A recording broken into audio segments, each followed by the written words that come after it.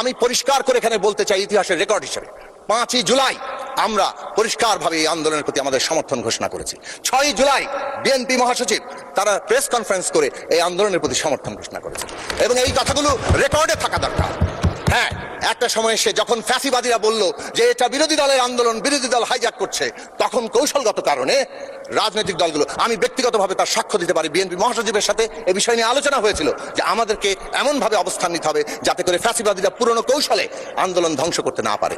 তারপরও আমরা দেখেছি কিভাবে তারা নির্বিচারে হত্যাকাণ্ড চালিয়েছে। এই জাতীয় সনদেও যতটুকু আছে তার অক্ষরে অক্ষরে বাস্তবায়নের জন্য যখন সংখ্যাগরিষ্ঠ দল ঘোষণা দেয়, তখন সেটাও বাংলাদেশের রাজনৈতিক অগ্রগতির জন্য অত্যন্ত গুরুত্বপূর্ণ একটা জায়গা।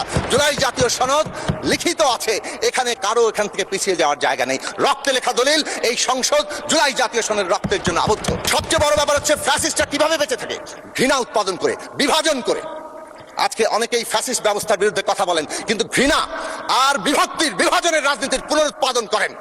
আমরা দেখেছি এইখানে যত গণতান্ত্রিক কথা বলা হয় সোশ্যাল মিডিয়াতে তার মাননীয় ব্রাহ্মণবাড়িয়া 6 আসন থেকে নির্বাচিত মাননীয় সদস্য জনাব মোহাম্মদ জুনায়েদ আব্দুর রহিম সাকি, আপনার সময় 7 মিনিট। ধন্যবাদ আপনাকে। কি বলবো আর, ধন্যবাদ মাননীয় স্পিকার। আপনাকে এবং আপনার মাধ্যমে আমার নির্বাচনী এলাকা ব্রাহ্মণবাড়িয়া 6 বাঞ্ছারামপুর উপজেলার পক্ষ থেকে, জনগণের পক্ষ থেকে এই সংসদে উপস্থিত সকলের প্রতি আমি আমার শুভেচ্ছা জানাই, সালাম জানাই। আসসালামু আলাইকুম। আমরা বাংলাদেশ একটা জাতীয় পুনর্গঠনের কালে আছি। এই পুনর্গঠনের প্রয়োজনীয়তা বাংলাদেশের রাজনীতিতে বহু আগেই তৈরি হয়েছিল, কিন্তু কোন একটা রাজনৈতিক প্রশ্ন, একটা রাজনৈতিক ব্যবস্থার মধ্য দিয়ে মানুষ যে অভিজ্ঞতার মধ্য দিয়ে যায়, সেই অভিজ্ঞতা মধ্য দিয়েই সেই প্রশ্নটা দিনে দিনে গুরুত্ব লাভ করতে থাকে। বাংলাদেশে বেশ কয়েকবার আমরা রাজনৈতিক সংকট দেখেছি, কিন্তু 2008 সালের 29শে ডিসেম্বর নির্বাচনের পর থেকে যে সরকার ক্ষমতায় এসেছিল, 2011 সালে সংবিধান সংশোধন করে বাংলাদেশের রাজনীতিতে সরকার এবং বিরোধী দলের মধ্যে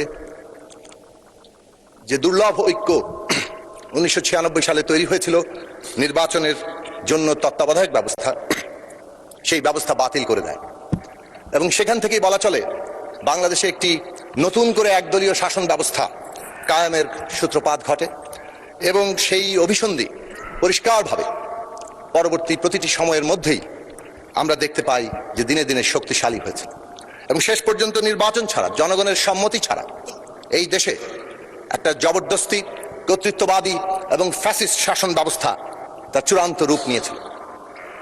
এই যে ব্যবস্থা, এই ব্যবস্থা যত অগ্রসর হয়েছে ততই এই দেশে জাতীয় পুনর্গঠনের প্রশ্নটি তার গুরুত্ব তৈরি করেছে এবং জনগণের মধ্যে সেটা একটা ব্যাপক প্রভাব বিস্তারকারী রাজনৈতিক এবং কেন্দ্রীয় প্রশ্ন হিসেবে হাজির হয়েছে।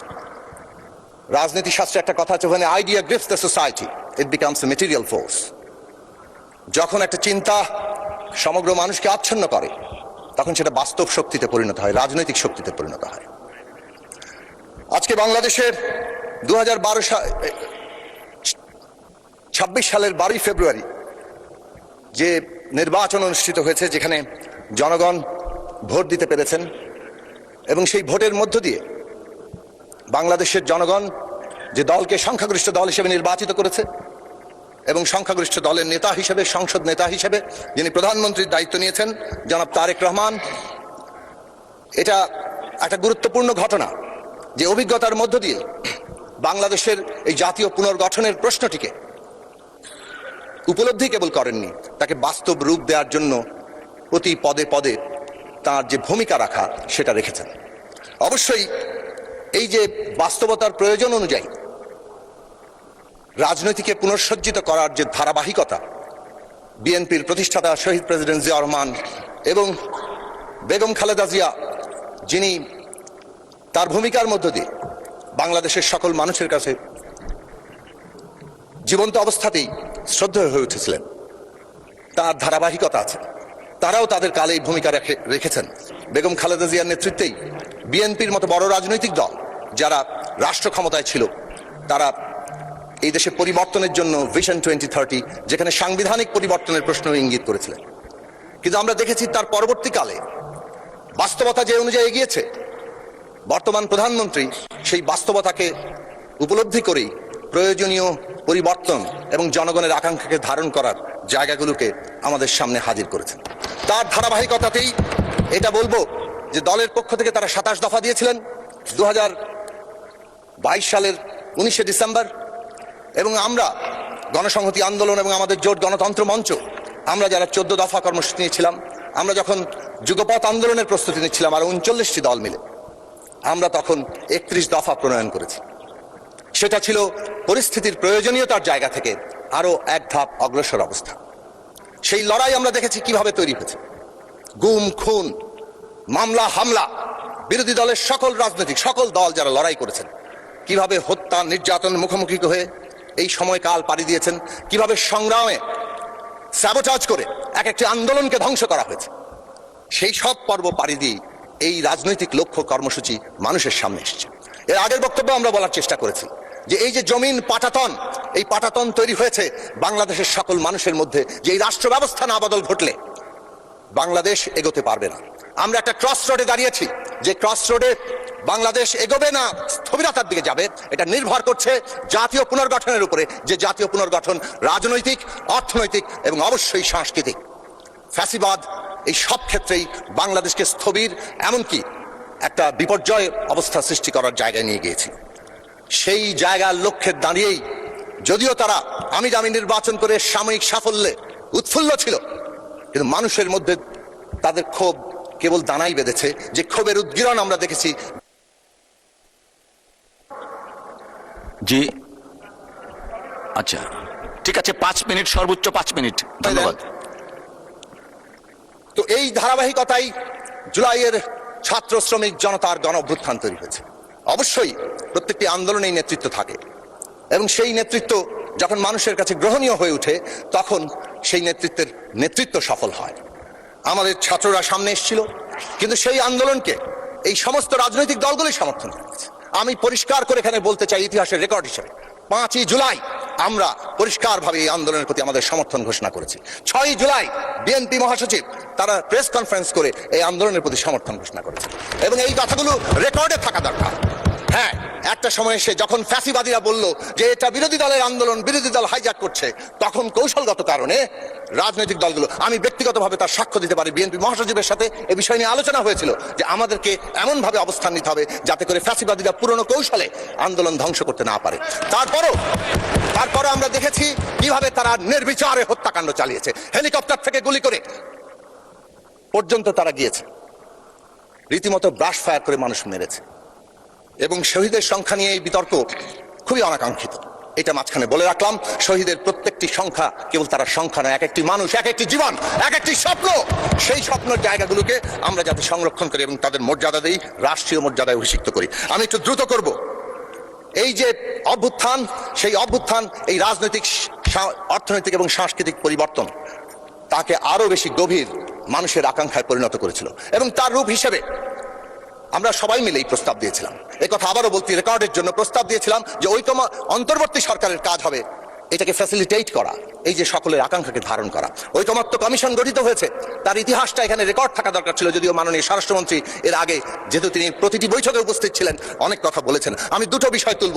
1 নম্বর বিষয় হচ্ছে ঐকমত্য কমিশনের কাজ ছিল ঐকমত্য তৈরি করা, এবং যখন প্রথম দিকে আলোচনা শুরু হলো এবং প্রথম গুরুত্বপূর্ণ প্রশ্ন 70 অনুচ্ছেদ সংবিধানে বদল হবে কিনা, তখন যখন আলোচনা ঠিক হলো, সেই দিনই ঠিক হয়েছিল দ্বিমত থাকলে কি সমাধান হবে, এবং সেই দিন বলা হয়েছিল যে নোট অফ ডিসেন্ট দেওয়া যাবে, কারণ রাজনৈতিক দলগুলো বলছিল 2টি এক্সেপশন রেখে আস্থা ভোট এবং বাজেট অর্থ বিল, এই দুটো এক্সেপশন রেখে সত্য অনুচ্ছেদ করা। বিএনপি সহ আরো কয়েকটি দল বলেছিল আরো দুটো জিনিস যুক্ত করা দরকার, জাতীয় নিরাপত্তা এবং যুদ্ধ পরিস্থিতি, সংবিধান সংশোধন। তখন প্রশ্ন এসেছিল যে এখানে সমাধানের পদ্ধতি হবে নোট অফ ডিসেন্ট দেওয়া যাবে এবং দলগুলো তাদের নির্বাচনী ইস্তেহারে তাদের প্রসঙ্গ উত্থাপন করবেন, যে দল বিজয়ী হবেন তাদের চিন্তা তারা বাস্তবায়ন করতে পারবেন, এবং সেটাই জুলাই জাতীয় সনদে লেখা হয়েছে। This is number one, it should be recorded. Number two, July জাতীয় সনদ নোট অফ ডিসেন্ট সহই আমরা স্বাক্ষর করেছি। প্রশ্ন ছিল সবাই যাবেন এবং যে দল বিজয়ী হবে তারা তাদের মতো করে করবেন। তারপরে আসলো বাস্তবায়নের প্রশ্ন। বাস্তবায়নের প্রশ্নে এসে হ্যাঁ, এটা ঠিক, গণসংহতি আন্দোলনের পক্ষ থেকে 28শে জুলাই 2023 সালে আমরা সংবিধান সংস্কার পরিষদ গঠনের কথা দাবি তুলেছিলাম, কিন্তু আমরা কখনোই এটা বলিনি যে আমরা যা বলেছি সেটাই বাস্তবায়ন করতে হবে। আমরা সবসময় বলেছিলাম যে একটা ন্যূনতম জাতীয় ঐক্যমত্য ছাড়া এই ট্রানজিশন এগোতে পারবে না। এই প্রশ্নটি খুব গুরুত্বপূর্ণ যে আজকে ন্যূনতম জাতীয় ঐক্যমত্য তৈরি হয়েছিল কিনা। আমরা দেখেছি বাস্তবায়ন প্রশ্নে যখন অনৈক্য, তখন ঐকমত্য কমিশন তাদের মতো করে কিন্তু একতরফা সিদ্ধান্ত দিয়েছেন এবং সেই সিদ্ধান্ত সকলের মধ্যে ঐকমত্য তৈরি করেনি। ফলে গণভোটে কে কিভাবে হ্যাঁ ভোট দেওয়ার জন্য আহ্বান জানিয়েছেন তার অবস্থান কিন্তু প্রত্যেক দল নিজের মতো করে ব্যাখ্যা করেছে। কেউ জুলাই জাতীয় সনদের পক্ষে হ্যাঁ ভোট দেওয়ার প্রস্তাব দিয়েছেন, কেউ হয়তো আদেশ বাস্তবায়নের জন্য বলেছেন। এই বিতর্ক আমরা নিজের মধ্যে করেছি। আমরা প্রশ্ন করতে চাই, জুলাই জাতীয় সনদ আমাদের প্রত্যেকের দাবি আছে, প্রত্যেকের আকাঙ্ক্ষা অনেক উচ্চ, কিন্তু জুলাই জাতীয় সনদেও যতটুকু আছে তার অক্ষরে অক্ষরে বাস্তবায়নের জন্য যখন সংখ্যাগরিষ্ঠ দল ঘোষণা দেয়, তখন সেটাও বাংলাদেশের রাজনৈতিক অগ্রগতির জন্য অত্যন্ত গুরুত্বপূর্ণ একটা জায়গা। জুলাই জাতীয় সনদ লিখিত আছে, এখানে কারো এখান থেকে পিছিয়ে যাওয়ার জায়গা নেই। রক্তে লেখা দলিল, এই সংসদ জুলাই জাতীয় সনদের রক্তের জন্য আবদ্ধ। ধন্যবাদ মাননীয় সদস্য। আচ্ছা, ঠিক আছে ঠিক আছে ঠিক আছে, মাননীয় চিফ হুইপ বলছেন আরো 3 মিনিট বাড়িয়ে দেওয়া হলো আপনাকে। 3 মিনিটের মধ্যে শেষ করতে হবে প্লিজ। Thank you. আমি 2 মাস ধরে তো কোনো কথা বলতে পারছি না। 5 মিনিট। যে কথাটা বলতে চাই, রাজনৈতিক কাঠামোগত পরিবর্তন একটা অব্যাহত প্রক্রিয়া। সময়ের প্রয়োজনে, অর্থনৈতিক, সামাজিক, সাংস্কৃতিক ব্যবস্থার প্রয়োজনেই রাজনৈতিক কাঠামোগত পরিবর্তনের প্রশ্ন আসে।